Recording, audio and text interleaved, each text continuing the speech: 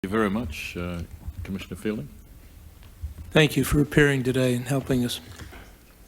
You said in your testimony that at 9/11 you received information that there was a firearm from a credible source.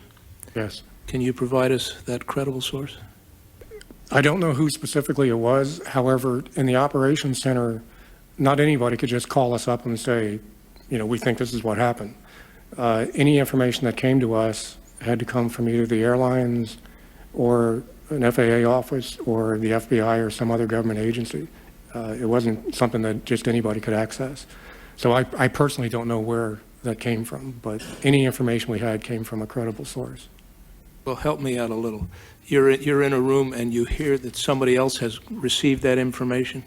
What we had was just a standard operations center, had 4 walls, and on each wall we had big blocks of the butcher paper where whenever anything of substance came in, we would write that information down on the paper. And then when we were putting together the executive summary, without looking at things politically or using any other filtering process, we just wrote down the facts that we had.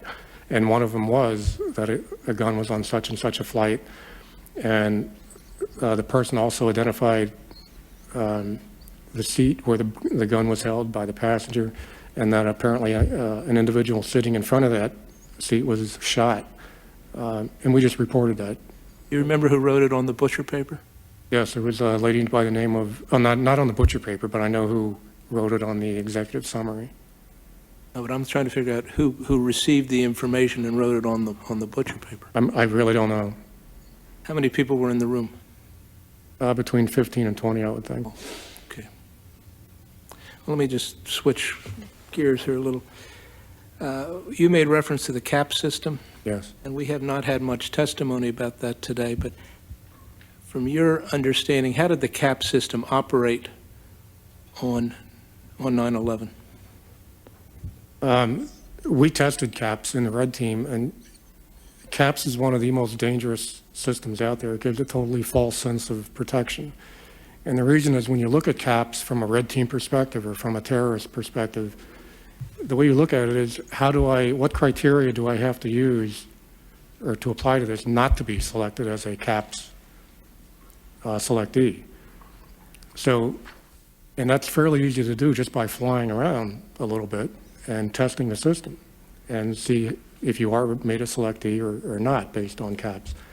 And I really believe that CAPS is the #1 most dangerous system out there because it just totally gives a false sense of security. And CAPS only, I don't know what the percentage is, but like it would make a selectee out of like 10 to 15% of the population of travelers. What that does, it totally eliminates the other 85 to 90% of the people from further selection other than on a random basis. And it's already been demonstrated that terrorists have the capability to do a little research beforehand, and they will find out what it takes not to be made a selectee by CAPS. And now we have CAPS 2, which I'm not familiar with the specifics, but if it's anywhere near the way CAPS 1 was conducted, it simply is a very dangerous system. The single most effective deterrent against aviation-related terrorism is profiling, the way it used to be called, or now a risk assessment that's conducted by a human being in an interview process with the passenger. And that's not something that you can do with every single passenger, but you can certainly weed people out a little bit.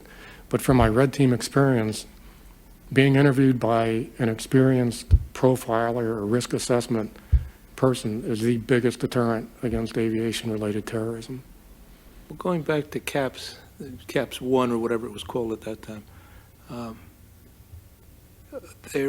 we have reports that 6 of the people, the hijackers, were identified by CAPS. Right.